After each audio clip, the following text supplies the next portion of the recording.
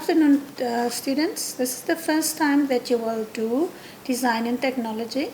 It says DT22, which means you are in your second year, but it is the first time that you do Design and Technology. I am Mrs. Herman, and I hope that I will explain well and that you all understand it very well. I want you to also, when you have you have a book and a pen next to you so that you can make notes while I'm going through the presentation. Let us start.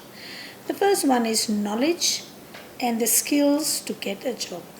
Now, if we get a job, there are different skills that we need. The first one is communication skills. Now, there are different communication skills, but in designing technology or when you get a job for the first time, it is not like school, where the teacher will explain everything. It is not like university, where the lecturer will talk all the time. When you get a job for the first time, then you need different communication skills. For example, if you get a job in a workshop, you need to know the name of the tools and the equipment that you are going to use. Then you also need to know, if there's a problem, how to report it to your supervisor. And you must know how to speak in a respectful way. That is the communication skills. The second one is customer service skills. Now, when we work in a workshop, it differs from when we work in an office, for example. If you work in a workshop, you need to explain to the person how to do something, especially when it's a new person that comes to work for you in the first time. Then you need to explain to the person how to work with customers. For example, if you talk on the telephone or you talk person to person, or you talk face to face to a person, that will be different than talking online or when you are working or networking with people. So customer service is very important. Customer service has to do with respect, the first thing. Number two, you need to treat everyone equally. And the third one is that you cannot make variations or differentiations of how you talk. You talk to this one in a better way that you talk to that one. It will not work, because when we have customers, when a person is coming into your building or into the business, you cannot look on the outside if the person is rich or poor. No, you must just treat everyone equally, because you don't know who is a potential customer.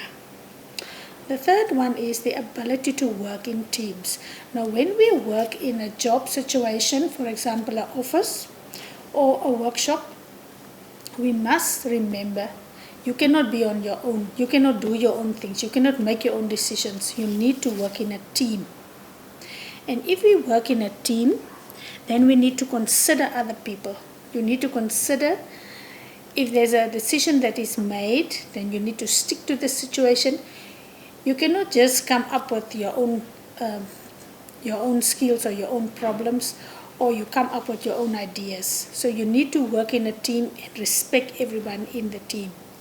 The fourth one is planning and organizational skills.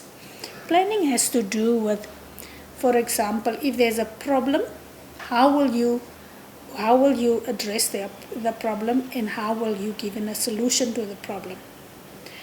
So if you plan, you must already have skills in place of, if there's a problem, how will you address the problem in the organization.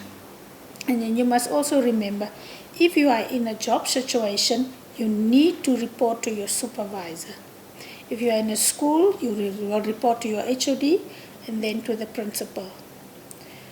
If parents are coming to see you, they need to come to the teacher first, then the HOD, then the principal. They cannot skip any of these authorities.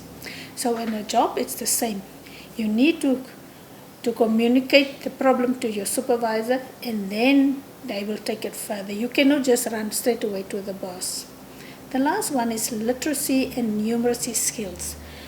Now, literacy and numeracy skills have to do with, literacy has to do with numbers. So how are you going to explain, for example, how will you explain to a new person how a machine works or how does a tool work? If you are in a workplace, in a workshop, in a job, for example, how does the computer work? What kind of different skills do we need for the computer to reach people and so on? This one is very important, and it's my favorite question every year in the exams, where it says self-employed versus employed. Now, when you are self-employed, you are your own boss, you have your own schedule, which means if you are your own boss, you can come in and do your own thing, you can make your own decisions, and you can decide how long or how short you want to work. When you come to your own schedule, it means, will you start early in the morning, or will you start from 9 o'clock, and are you going to work over weekends or not? That is when you are self-employed. When you are employed by an employee, then you will have a boss who you need to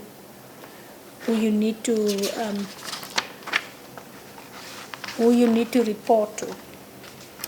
And when you're working for an employer, you cannot have your own schedule. You cannot decide you will come in at 9 and leave at 8 o'clock tonight, or you will not come in for the day. No, you will have a job that is 8 to 5, and you will have to stick to the schedule. And you will have your own salary.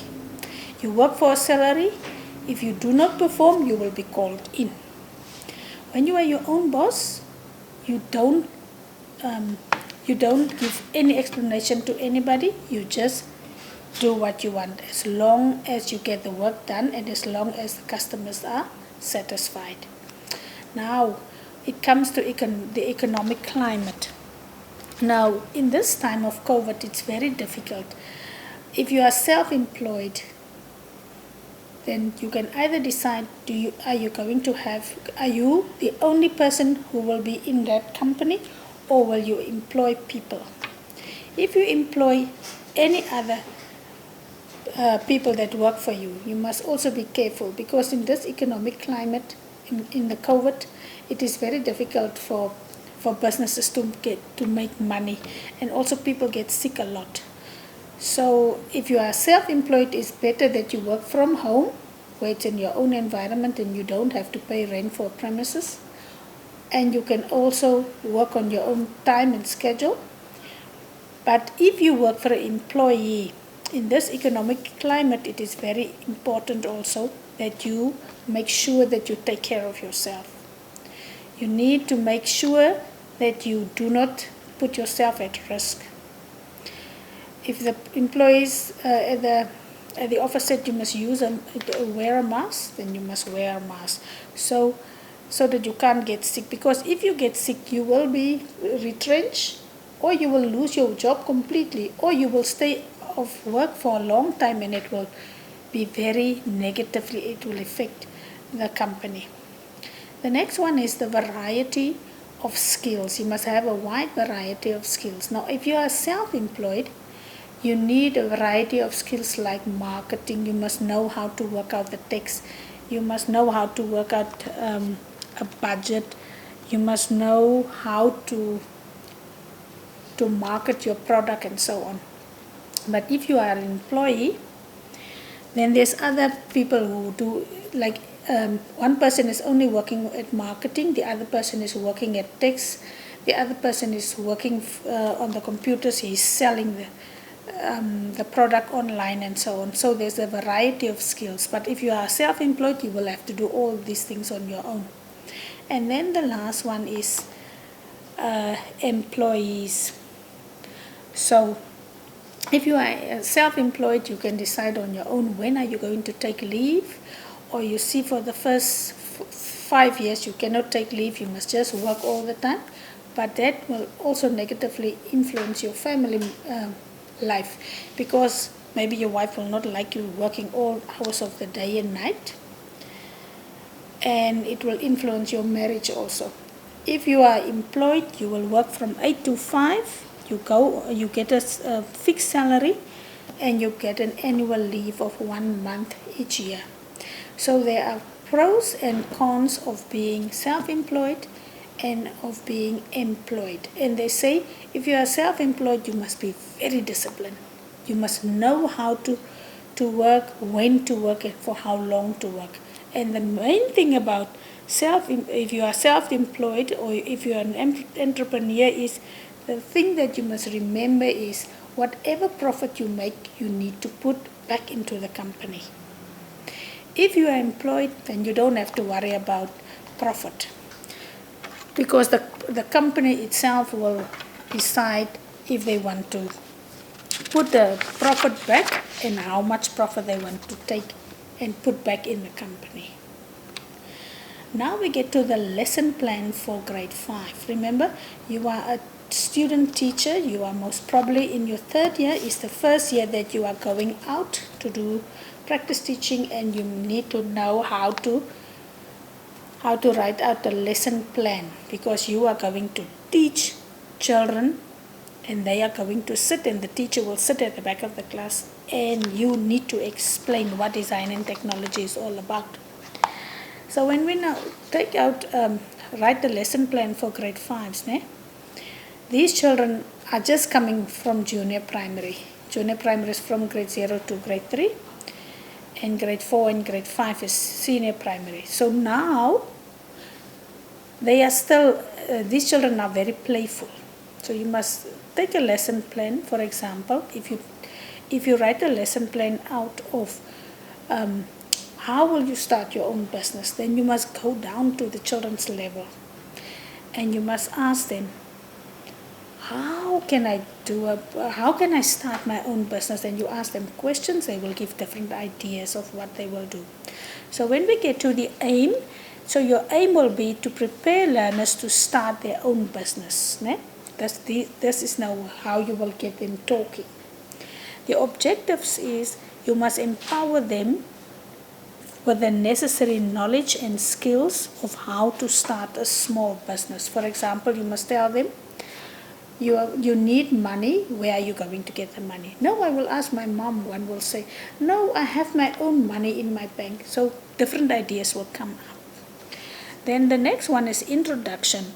That means, how will you start a small business? Are you going to ask money from your mom as your startup capital? Do you have your own capital? And then you must also teach them how to, everything that they sell, if they borrow money from their mom or their dad, they must give the money back. And whatever money they make, they must keep so that they can buy the products on their own. For example, if they are going to sell chips in front of their house, they cannot ask their mommy every time for money.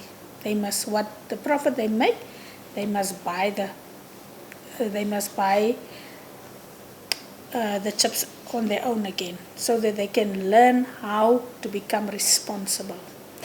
An icebreaker. What is an icebreaker? An icebreaker is something when you, for example, if you go to the class and you want the children to be really interested in what you are saying. An icebreaker is like something like, if you say, we are going to do our own business. Now you ask somebody outside the school, like a vendor, to come in maybe with a bag of chips and a bag of sweets. Now the children, and somebody's knocking at the door. Now the person is coming in, and the children are wondering, what is this person doing here? I always see him outside, but what is he doing in our class today?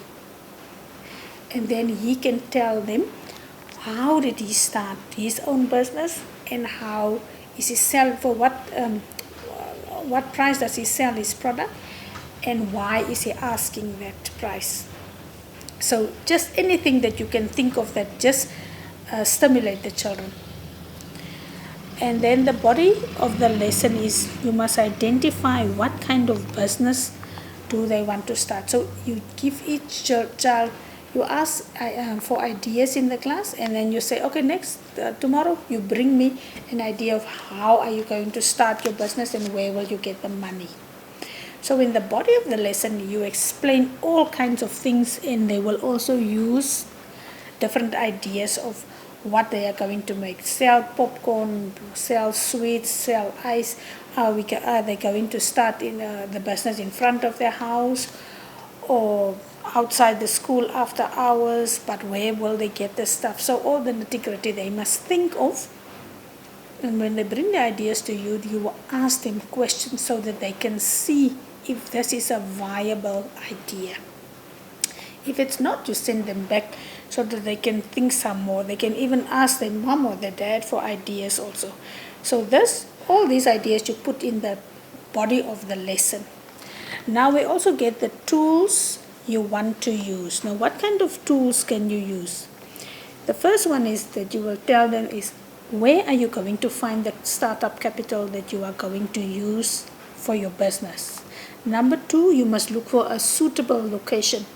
Suitable location means you can start in front of your house or in the corner, but it must be a safe place so that your mom can or your dad can also keep an eye on you, so that when you sell your stuff, that people will not come to rob you. And then you can also tell them the kind of product you are going to sell. If you say you are going to sell popcorn or ice or something, is it not somebody in your street who's selling the same product? Which means the people will not buy from you, they will rather buy from somebody else, because it has to do with the price of the product, how does it sell, how does it taste. So all these things have an influence. Are you asking $1 for your ice and another person in your street is asking 50 cents? Then people will rather go for a cheaper price. So all these things are the tools that you are going to teach them and make them aware of. The next one is the ways to prevent an electrical shock. So the first one is you must shut the power off. So you must teach them. If the plug is still in the socket, then it pulls electricity. So if something is wrong, for example, the kettle doesn't want to boil or something is wrong, then you must first switch off the electricity and switch off the power, and then you must remove it from the plug. The second one is be safety conscious. Now, how can you tell them to be safety conscious? You tell them they must practice safety when working, and they must not be in a hurry when they do a project. For example, if they want to test the kettle, they must switch it off first. They must make sure that nobody is around when they are testing it. They must also make sure that they don't use a knife or anything that has steel and struggle with the wires or things, because all these things can cause a short circuit and they can get shocked. So you must teach them all these things so that they can know of all the safety measures. The third one is they must how to test the circuit. Now, after turning off the circuit, you will have a good idea to check it, and you must never assume that it is off. So you must rather ask somebody to help you. If you are taking the plug out of the socket, ask mommy or daddy to be close to you so that you don't make mistakes, because electricity is very dangerous and you can even be shocked and you can die or something else can happen to you. So they must always see that there is an adult with them. The next one is you must avoid wet locations. For example, a wet floor. Now, how will they avoid it? For example, if the kettle boiled over and now the floor is wet, how will they avoid that? They can use rubber gloves or they can use rubber boots, because rubber is one of the materials that is not that can keep you safe when there is an electrical shock. The last one is you must avoid broken cables. So if a cable is broken, for example, the plastic is off from the cables and now it's just the empty cables that you see, they must rather call an adult, or mommy and daddy will call an electrician to look after it, but they may not do it on their own. Now we come to the learning outcomes of design and technology. With learning outcomes, we want learning outcomes means what is important, why do they do design and technology, how can they use it, how can somebody explain these things to them. So the first one is explain the importance of safety precautions, like we did now in electricity, when we explain the safety precautions. The second one is you must describe the basic technology concepts. So a concept is something like, for example, with technology, what kind of technology is there? You can get different kind of technology. Okay? You can get technology where you can work with computers. You can get technology where you work with electricity. So there are different things, different kinds of concepts of technology that you can use. The third one is how to practice the basic freehand sketching. That is also coming in with designing technology. So if you want to draw a chair or a table because you want to show your teacher how you are going to make it, sketching is very important. And especially freehand sketching is important, so that you can just show your teacher an idea of what are you going to do. But even if we use freehand sketching, we must also use our mathematical set, because in the mathematical set there's different things. For example, if you want to draw a corner, or you want to draw the back of the chair, or you want to draw the lines, you cannot just do it freehand, because then it's not then one leg will be longer than the other one, and the back of the chair will be straight and the person cannot sit comfortably. And the last one is you must describe the basic ideas about energy and design. Now come, let's take energy. Energy, where does energy come from? It comes from if you eat, or a dog eat food, the food that you eat help you with energy. Like for example, if you eat sweets, the sugar in the sweets help you to have energy. Then energy is also light and it's heat. For example, if you walk in the sun, or you work in the sun, or the plant is standing in the sun, he gets energy. But if the plant is just inside the house, never in the sun, he can't produce energy and he can't grow.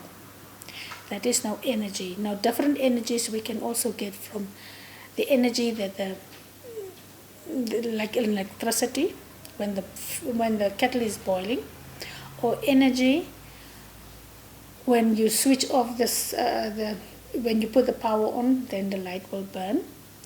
Or you go in a mall and you walk, as soon as you walk on the mat or the carpet that is the rubber carpet that is in front of the door, then the doors will open. That is all. Everything has to do with energy. So there are different energies. Design is more like drawings. How will you draw something? Why will you draw something? What kind of drawings can you make with steel and things? So there's different kinds of things for energy and designs. So these are all just things that you will use, and you will explain, describe, or practice things that you can explain to them. That is the learning outcomes. Then you must explain the principles of marketing. Now, what are the principles of marketing? Marketing in itself means how are you going to sell something? So the first one says I must identify the customer's needs. So if you start your own business, you must identify customers' needs. For example, if you want to start your own business in that neighborhood that you stay, you say, oh, there's nobody that can do hair. So that is a need. Then you can start, for example, if you are a man, you can start with cutting hair. If you are a lady, you can start saying, oh, I want to blow dry or wash somebody's hair. So that is the need of the customers. Number 2 is you collect new data. Now, how do we collect new data? New data you collect when you go in the neighborhood and you go from house to house and ask, I'm going to start this business. Do you have a need for that? Do you go out of the business, out of your neighborhood to do your hair, or where are you going? So then you can use different kinds of data, and you see how many people are interesting. The third one is, how will you use it? What is your intent to pay your loan back? Especially when here we are not talking about children's small businesses in the neighborhood. Here we are talking about if you want to start your own business and you want to come big, you are now an entrepreneur, but you need money. So how are you going to pay your loan back? So primarily, your primary research will be, you must do a survey. Where can I get the money? Oh, I can get it from a bank. Oh, I can get it from somebody in the neighborhood or in town who gives money to loans. So those are the things that you need to find out. Secondary, your research will be about how will you use the data that already exists. So now you know, okay, the bank can give me money, that is data that already exists. And sometimes I hear that loan sharks can also give me money, but that is a dangerous thing, because they will not just ask you to pay the money back, they will ask for your ID. You must leave your ID there, which is a dangerous thing. So you must rather not go that route. So that is the data that already exists. So you will rather go to the municipality, or you will go to one or other trade and industry to find out what kind of a loan do you have and how can I pay the loan back. And so that is the data that already exists. And then another one is, customers know about new and existing business. Now, a new business is like, for example, you want to start your own salon now. Existing business is now you must find out, are there people in that area that already have that already have a similar business, and what do they charge? That is existing business, né? And how, when you start that same business, how will your business be different from theirs? For example, and then how will you market your product is, you can put it in a newspaper or mouth to mouth. That means you tell people, or you make use of Facebook, or you print flyers and you go from house to house or from neighborhood to neighborhood and put it on the cars and so on. So that is how you will do marketing for yourself. And then the next one is, how will you introduce the importance of your product? Now the first one is, you must focus on how you advertise. Like I just said now, you can either advertise in the newspaper or word of mouth, Facebook or internet. So you can use different kinds of internet to introduce your product. Then the next one is, how the product will be more cost effective to customers. Which means, if you have a good service to help customers, and how will you return the product to your customers? If, for example, now you are in your neighborhood and you want to start a delivery service, you are making the food and you want to deliver it, but it's just in the neighborhood, which means you don't have transport. You can deliver it from house to house, or you buy a bicycle, or you ask for your friend to help you with the deliveries, and you deliver it from house to house. Which means that because it's in the neighborhood, your delivery service will be minimal. It will not be so expensive as somebody who lives in town and must deliver things in your neighborhood. because then the person needs a car, he needs petrol, he needs lots of things. So you can do it, and it will be more cost effective because the cost will be lower. The next one is the customer satisfaction will help the business grow. How will the business grow? How will the customers be satisfied? Customers can only be satisfied when they phone and you answer and you give good service on the telephone first. The next thing is when you deliver it, you must the next day or later on you will tell them, just send an SMS to say how the food was. That is customer service, né? And then you must have a customer service where they rate good, satisfactory, not so good, and so on, so that you can see how your customers was appreciating your food and what do they think of your business. And that is the way your business will grow. The next one is a good service and a clientele satisfaction, like I said now. When you ask your customers to text and say, was it good, or was it just satisfactory, or was it not so good? And if they say no, what do they think you can do better? That is how you also know your business will grow, if people can tell you what you do wrong and can make suggestions. The last one is the good service delivery and a positive attitude for future growth. Now, good service delivery is, like I said, you will go from house to house and deliver it yourself, or you phone them, or they can text and give suggestions.